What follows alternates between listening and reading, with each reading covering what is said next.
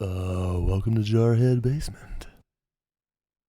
Take a listen to my soothing, relaxing tone of my voice while I tell you to gently caress that like button and flick that old subscribe button. Just go ahead and flick it.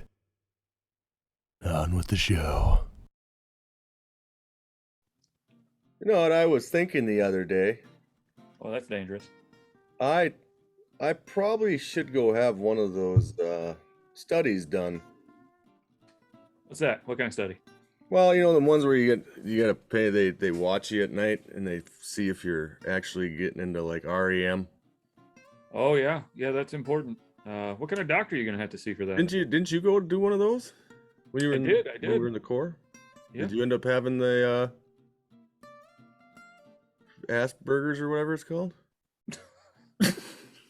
What's it called? What's it? Apnea, isn't it? Yeah. Sleep apnea? There it is. Where Freddy Krueger comes and kills you in your sleep? Yeah. Yeah. I did. I had to go see a doctor sleep for that. What?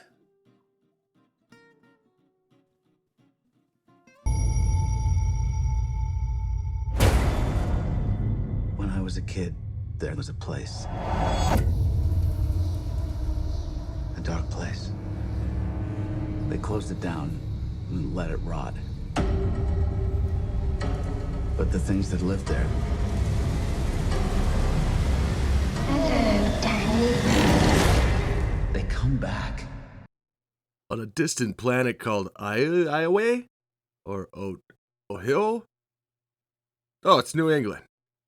Master Obi-Wan Kenobi is tasked with helping a girl, whose parents were apparently listening to a lot of Ghost when they named her, escape a cult of Force Eaters led by Slash's mom. Or maybe Axel's. Maybe the test hasn't come back yet. With the help of his friend Tick-Tick and Elliot, he must return to where it all began to defeat this vile group. Oh, and Yoda's back. So MJ, Hey, Case.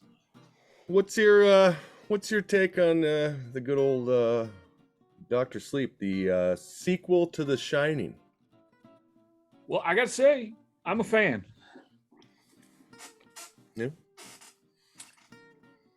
All right, good show, folks. I get knocked down, but I get up again. You're never gonna keep me down.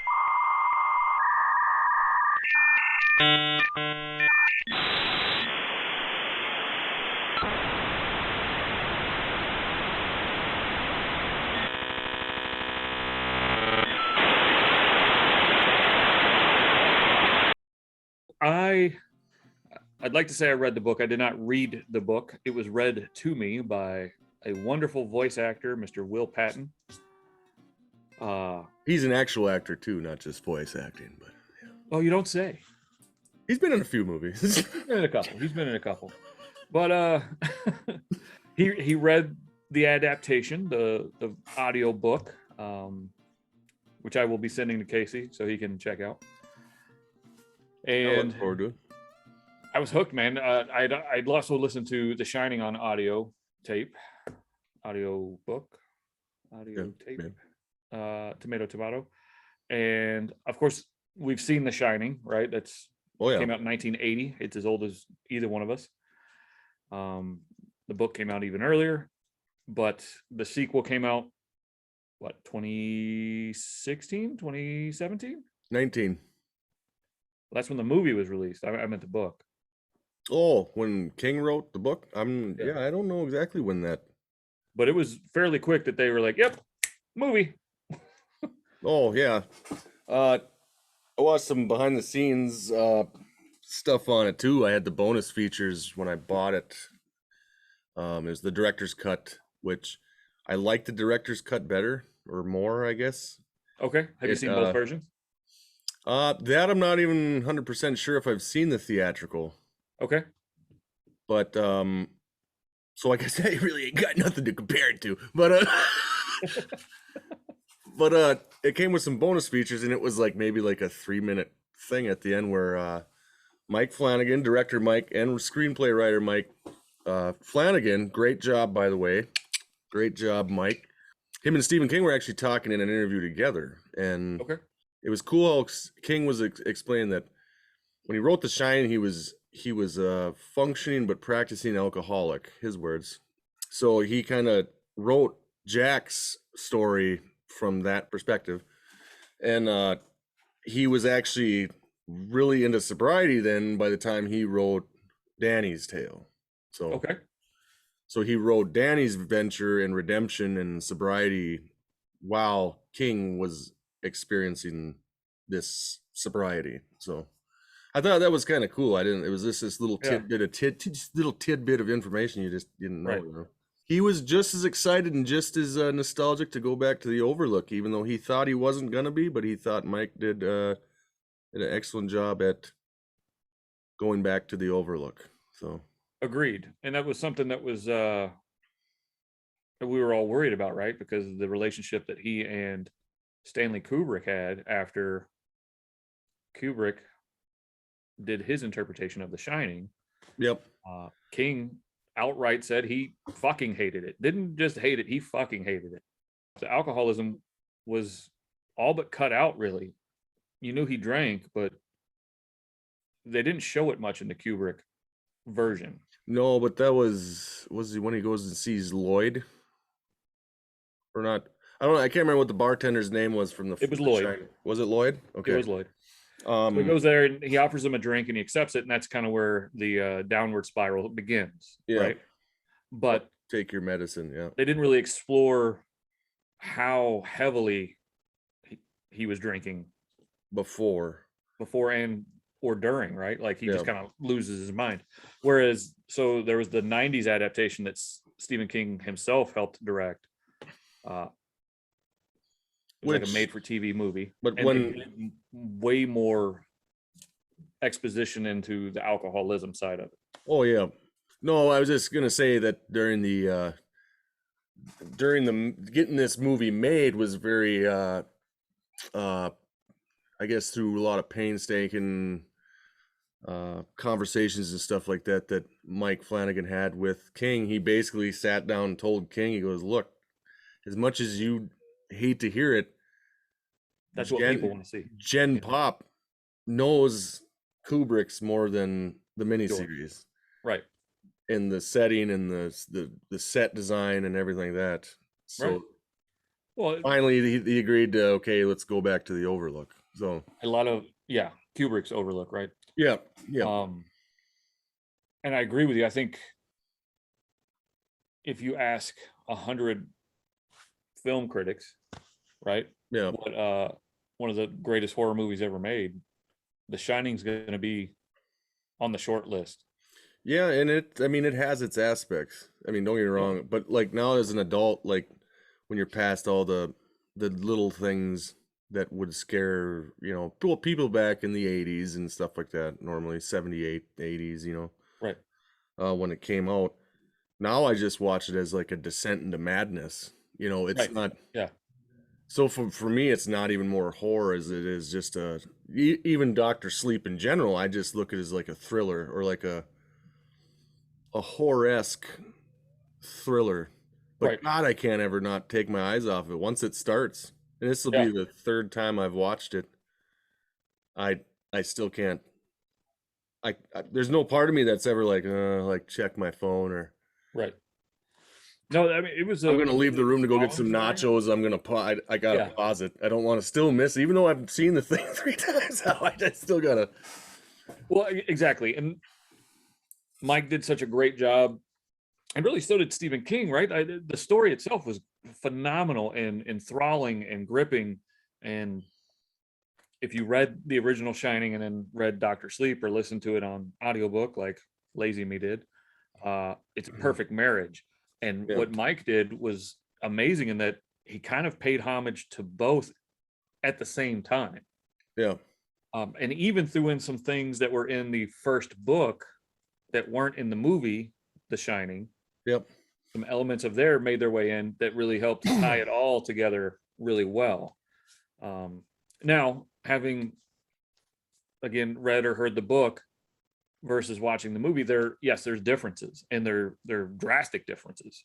Well, but I don't think you could ask for a better marriage of what visually you wanted to see was Kubrick's vision, but you wanted to hear Stephen King's narrative. Right. And I don't think you could. yes, I think Mike did a great job on in like fusing together both worlds. Agreed.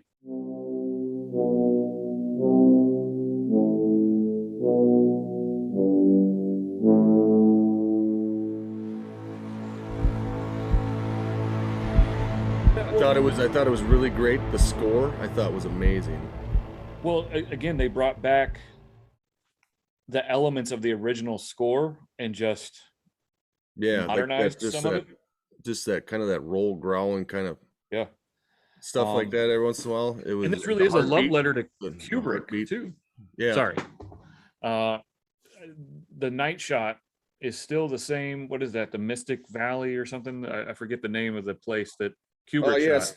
Yeah, so they basically, what they did was they went back through archival footage or somehow, and they basically just used the same 4 shots. Actually, it's correct. The island and the lake, and all they did was film grained it, and then they did day for night with it. Yep. And they also did and they added the snow digitally on because the shots of the car going up the mountain are from Kubrick's. Yeah. But they just digitally added the snow and then did the day for night thing where they decolorized kind of and did that thing. But I thought that was it looked perfect and seamless, I thought.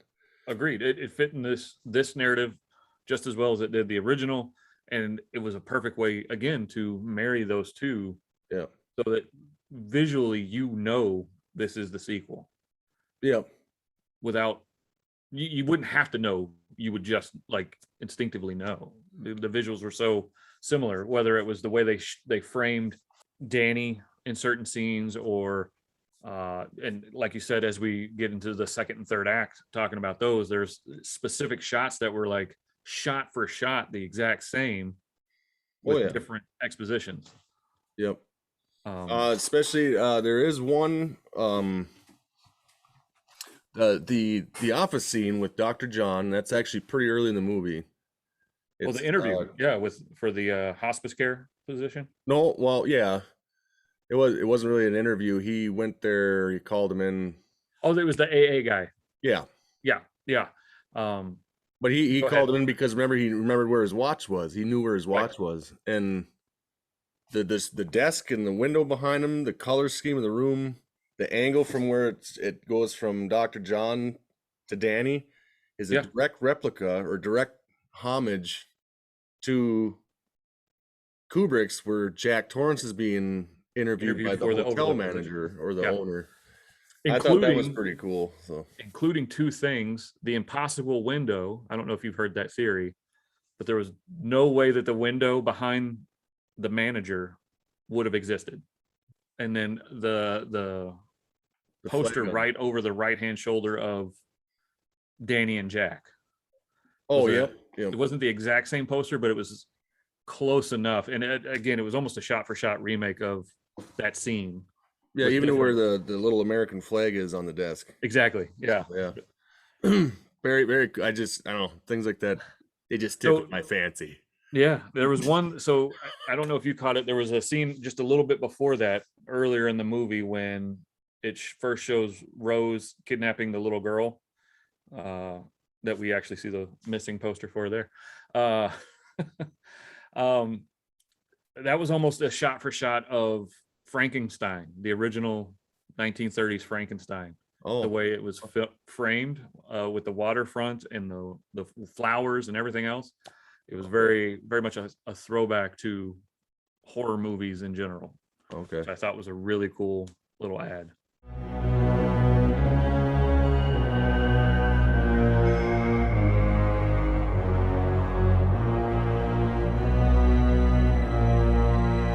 Just a real quick note on the cast. I mean, like Ewan McGregor, I think did a great job as an adult Danny. Yeah. I'd love Rebecca Ferguson in this movie as the villain. Yeah, it's hard not to. I mean, some things she's been in, I'm like, okay, whatever. I mean, she's been in 2 Mission Impossible movies now, but she just, I don't know, almost every scene she's in until her and Danny actually meet at the Overlook. Spoilers for Doctor Sleep, by the way. It's been out for a few years. Yeah, two now. But she steals every scene she's in up Agreed. until her and Danny, which they're not together more. They're not together actually on screen for a very long time. No. But she did great. One of the guys from Westworld is in here that plays Crow. What is it, Crow Daddy or Crow Daddy? Her like right hand man. He was pretty good.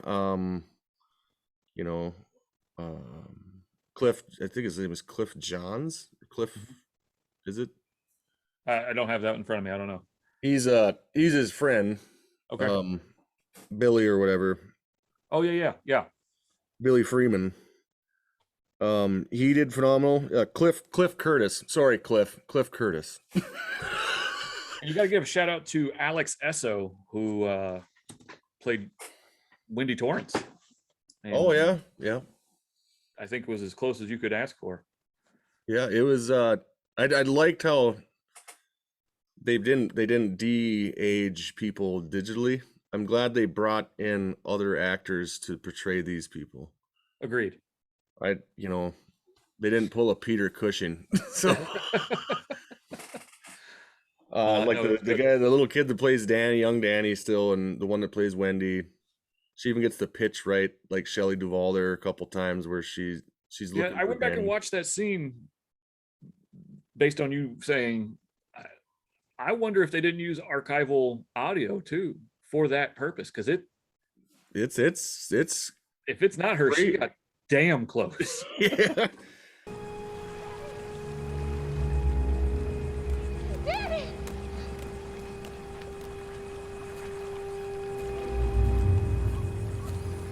There you are!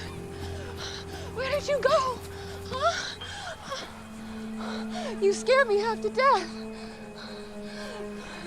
Don't you do that to me.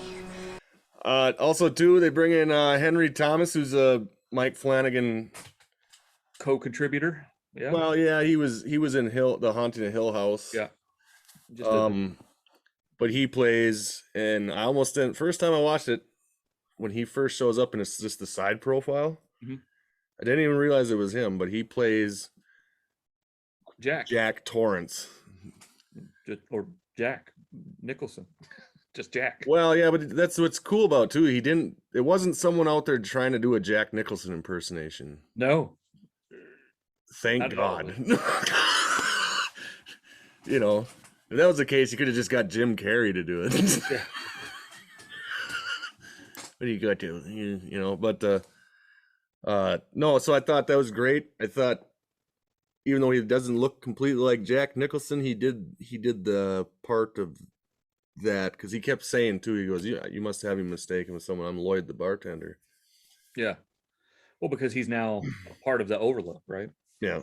And speaking of Lloyd the bartender, close.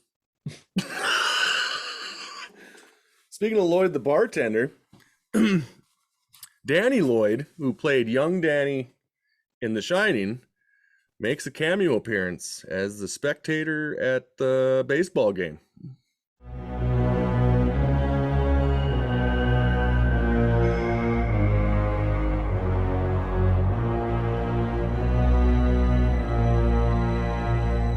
So, in the book, at the end of The Shining, the Overlook's burned down, and then yeah, I mean we can get in. Yeah, okay. I might as well talk about a little bit of the differences. So then, in the Dr. Sleep book, it is a platform that overlooks the Overlook where it used to be. Yeah, I heard it. Is it a campsite now? Well, yeah, it kind of. I imagine it's almost like a KOA, right? Like. Oh, okay, yeah. And the only people that really use it are these True Knot members that go there and kind of restore their faith or whatever. I don't know how to describe it. Huh. But so in the book, the first time he goes back, it's pretty anticlimactic, but he sees a glimpse of his father on the grounds. It terrifies him. But or he Okay. I don't even know that he sees him. I think he just feels the presence there. Okay. And that's kind of the big payoff at the end of the book. Spoiler alert, is Dad shows up at the end and kind of helps him, even though he's now a part of the Overlook, Jack Torrance. Yeah. Whereas in this one, it plays out completely differently. Yeah. So, and I haven't heard the book yet. Heard the book. yeah. But I do know that you said it was, and I've heard those differences. And not totally knowing, because it's like I haven't even read the original. I haven't read the book The Shining. Okay. But I did know that at the end of The Shining, yes, the Overlook was burnt down, and that's how they Mike Flanagan did that at the end of this to finally have King see that on film. Agreed. And my only, I guess, complaint or argument or bitch was that I feel like he could have burned it much earlier in the movie and have it play out closer to the new source material. Yeah, but that's a lot of traveling. He lives in freaking New England, for Christ's sake.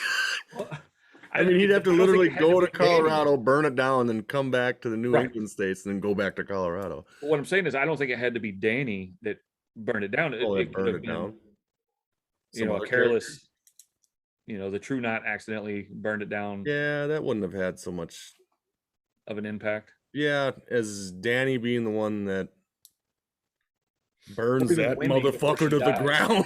Right. Come on, Pookie. Or even Wendy before she died. I guess if Wendy would have went, that might have been a little. But I don't know. Me personally, I just Well, yeah, and you haven't read the book, so it's hard to. No, I mean, these guys, I'm sure, had that conversation beforehand, and this ultimately was the option they chose. It's not that I hate it. I think it worked out well in the long run, but yeah, it was just an observation I made. Because like when I go into a movie, I just want to experience the movie now. And I mean, I understand this comes from source material and it's King, and I don't mean to insult anybody, but I never felt any part of the movie where I couldn't follow what was going on. Right.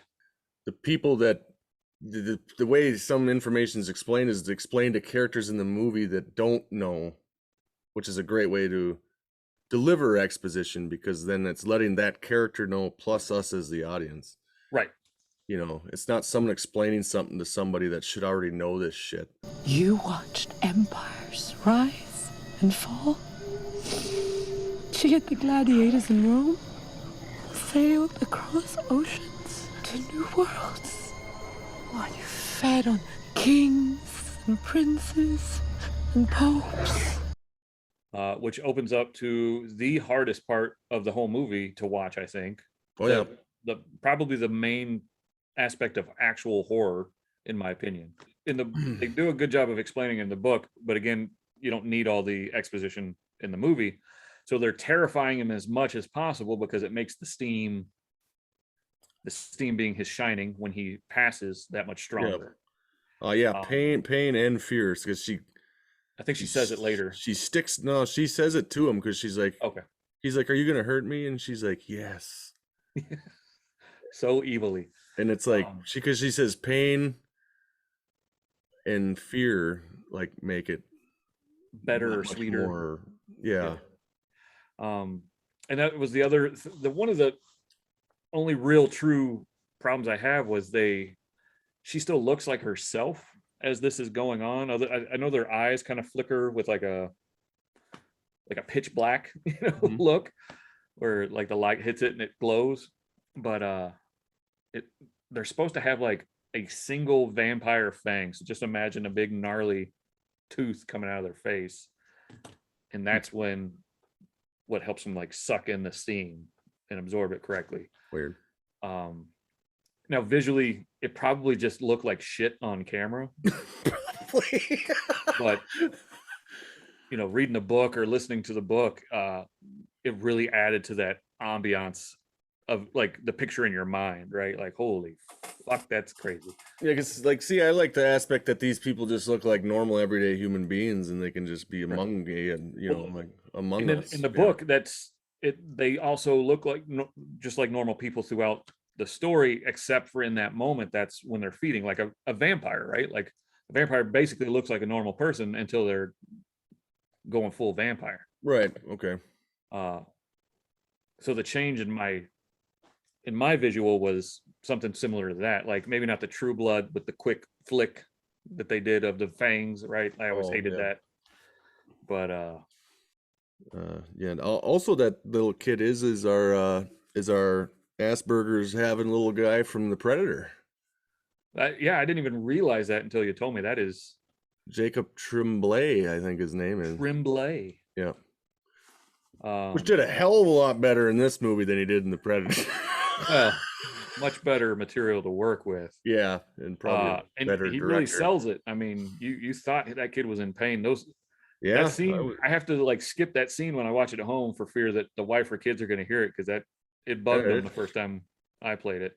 It's a scene. I mean, but at the same time, to get the aspect of who these people are and how menacing and how just vile they truly are. Yeah. I'm glad that Mike Flanagan had the balls not to shy away, cut away from it. Yeah. Because like there's other aspects of the movie that he cuts away from that happens off screen. The dad dying. Yeah. There's things that just the girl from the beginning, they don't ever show anything with her. It's just cuts to she just disappeared, Yeah, that's kind of what it leads with in the book as well. Okay. And King does that like in the remake of It that they just did, right? That opening scene where I forget the little brother's name to the main character. Georgie, yeah. So when Georgie gets his arm ripped off, yeah, I thought that scene in and of itself was gratuitous. I didn't need to see the kid crawling with his stump after getting it eaten off. Like, oh. But in this one, you did need it. Like, you needed it to really feel the fear. Like, and besides, like the blood up around his neck and stuff, they don't actually show him being mutilated. Show, like, cutting him. But I mean, you get the point. You know what's happening. But yeah.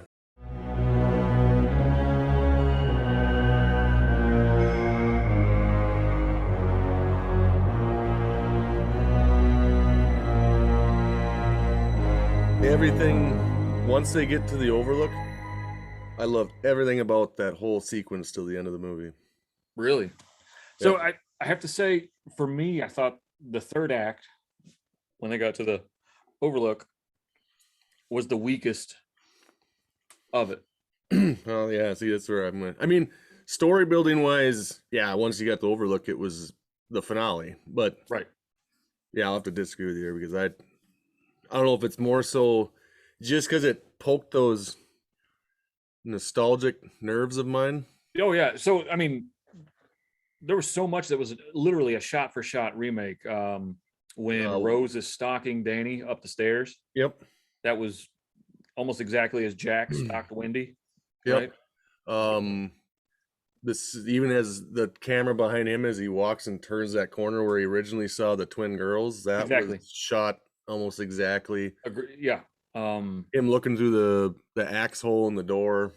Yeah, it framed his face just like it framed Jack's. And it had the flashback real quick where it wasn't even archive footage. It was the new actress, right, screaming in the corner. But yeah, it definitely hit the nostalgia drip. But and I think my issue was also the shots and how they pan too with him in the gold room. Yes, and the angle of him and how it was the same as like Jack Nicholson's shot. Right, when he sits down with Lloyd. Yeah, and in the bathroom, that was shot for shot where it was Danny's back just like it was Jack's back and The Shining, and even how they cut between him and Lloyd was like identical. I just I mean it's pretty cool, I thought that I loved that stuff, but in his history with it in the past and everything like that. Right. So. And ironically, I think for me, it ties back to what I was talking about before. That third act is where it divulged the most from King's novel. And Yeah. having listened/read before the movie, that's what I had in my head going into it. So it's hard to just sit back and just enjoy it, because then you're sitting there going, well, that's different. That's different. I don't know if you did notice too, though. There's a little one that they, like I said, they married it well. Because in the novelization of Doctor Sleep, Halloran is still alive. For some of it, yes. Right. Well, he visits Danny as a living person, right? In the beginning, yes. So later he dies and visits Danny as a ghost. Yeah. But yes. So what they did in the film adaptation could continue the universe of Kubrick, is those scenes still play out kind of the same, but just now when one cut happens, now Halloran's not there. So right. He's already visiting Danny as a apparition or whatever. Yeah. As his afterlife version. Right. So yeah, that was kind of an agreement too between Flanagan and King, so that it meshed well, I think. So they were still able to keep those very good moments with Halloran and Danny in the movie, and just play it per Kubrick's universe. So right. No, I agree. And again, while I have issue with it on a personal level, I did think you couldn't ask for a better marriage.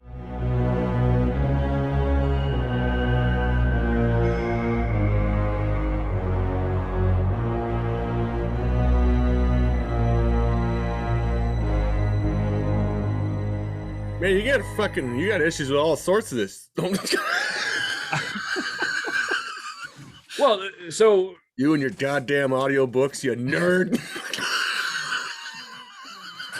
But you know what I would dress really like you're cool, but you're a nerd. No, I'm just kidding.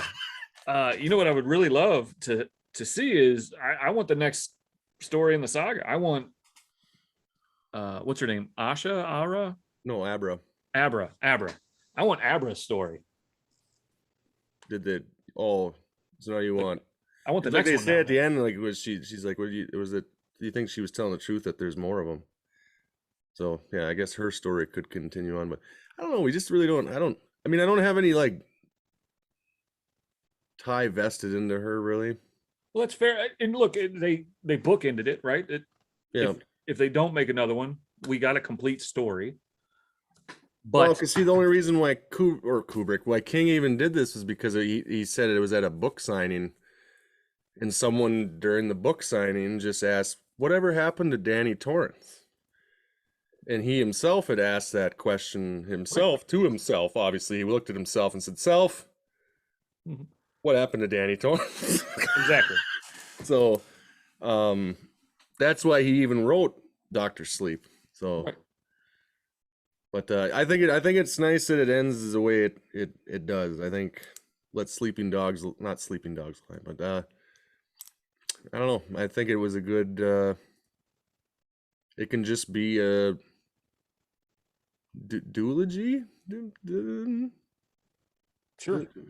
Two and done. Two pump chump. But I wouldn't be upset if they did a third one either. No, but as long as they kept the quality where it's been. Well, yeah, like if you had some other schmuck come in and do it besides Mike Flanagan, I don't think it would be as good. Right. And I would love to see Obi-Wan Kenobi come back and be a Halloran to her for an entire exactly movie. Yes, exactly. That could be good. Yeah, I mean it could be. I don't know what ghosts she would be haunted by. Maybe the ghost of Rose herself. Well, yeah, but that's kind of the question that gets answered. And I don't know if they did in the book, you nerd. But since these people just kind of dissolve into the steam, do they even get to come back as anything? So, yeah, I don't know. I don't know the answer to that. I think they do get absorbed into what the Overlook is. Okay. That's my personal belief, that they are now a part of room 217, 237, depending on which universe you're going to follow. But You nerd. bunch of nerds. You nerd hair. They're coming. Where are we going? There's a place.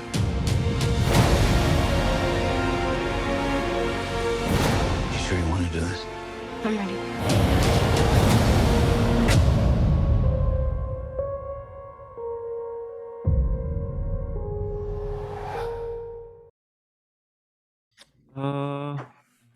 That's all I got, man. Yeah, no, but That's all my check marks are done. I hit all my topics. Yep.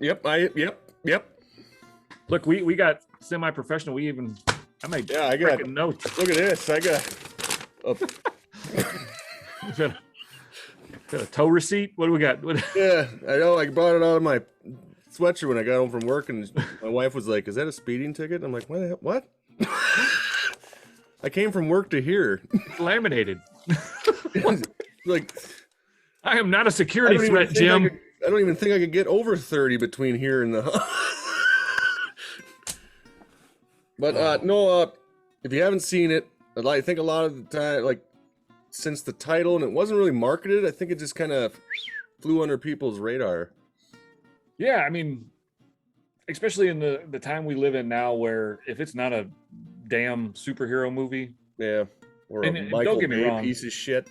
yeah, don't get me wrong, I love my superhero movies, but Oh yeah, or your fast sagas. I didn't say that. But It's about family. about family.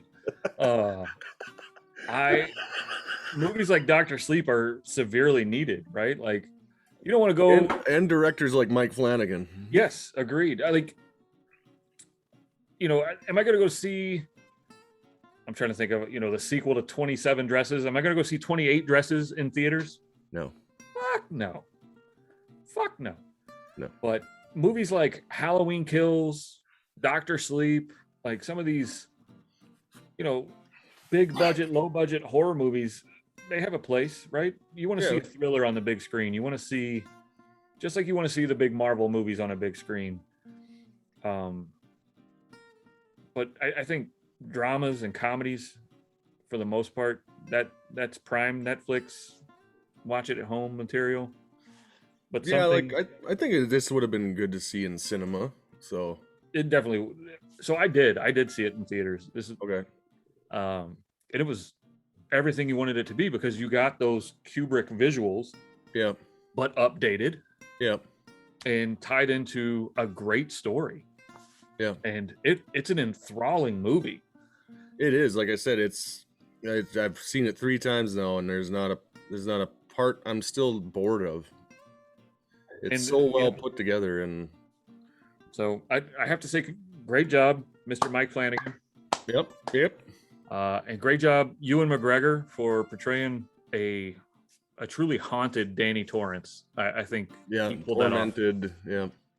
so well. Great job, Rebecca Ferguson. Yep. She had that mysteriousness to her, but yeah, I give it a good old fashioned 5 out of 5 crayons. Ooh. I was gonna say like 4.7. 4.7 crayons. Yeah. Okay, We'll call it 4.75, right? sure. But 4 3/4. 4 3/4. I ain't gonna pay no more than $2.50. For you, pa, $1.25. But no, I thoroughly enjoyed it. Yeah, if you haven't seen it, it's great. If you have any love for The Shining, whether the book or Kubrick's, and Or you're- both. Yeah. like I said, or both, check it out. It's a great watch. It keeps you vested the entire movie. Yeah.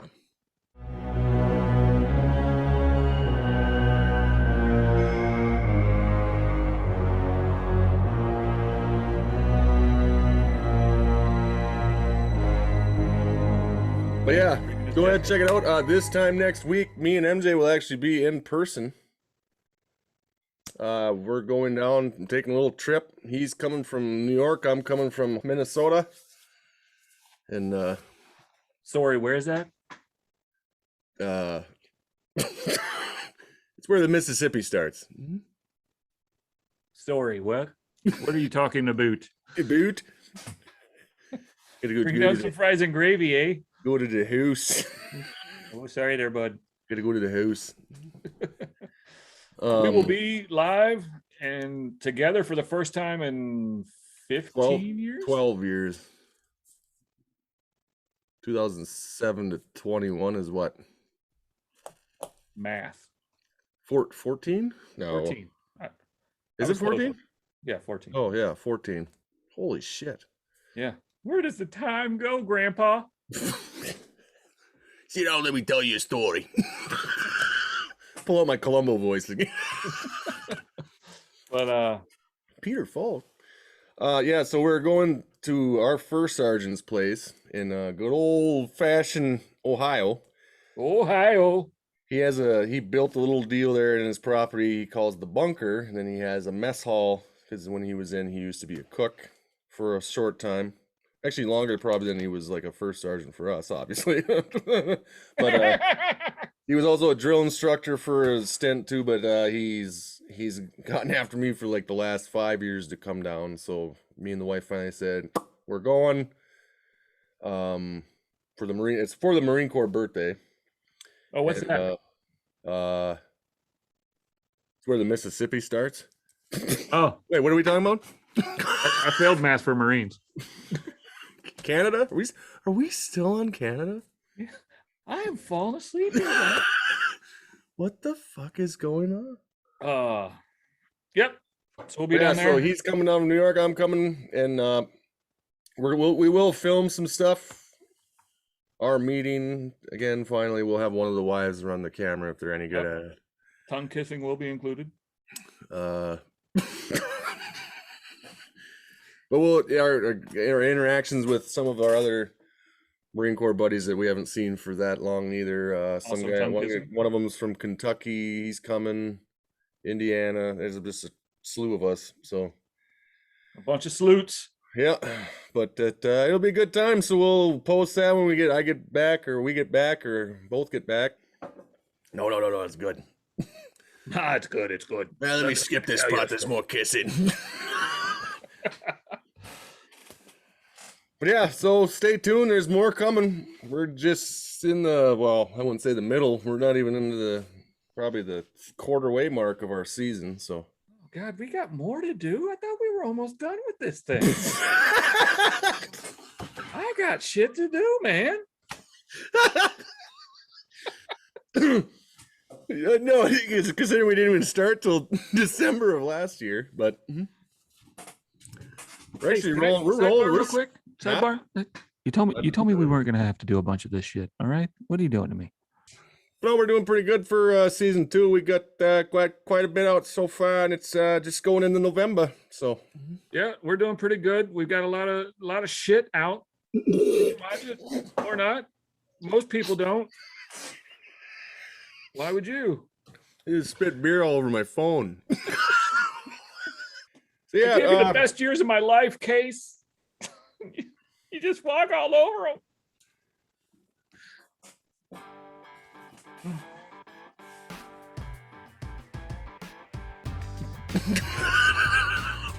Oh, hey. All right. Well, from the mutants in the basement. And Danny Torrance in the background. yeah. So yeah, check it out. Check us out. Check everything out. Check out your mother's ass.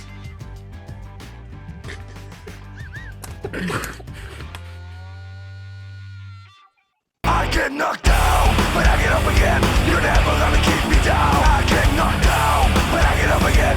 You're never gonna keep me down. I get knocked down, but I get up again. You're never gonna. You know, where she gets her hand caught and has to like Oof, yeah, that was peel it rough. off, but it was just so much more grotesque. And again, probably because you're visualizing it in your head. Yeah. In the book, like it drags out because it's, you know, I'm not a speed reader, so I'm more reading like 3 words a minute. I thought you listened to it. Yeah.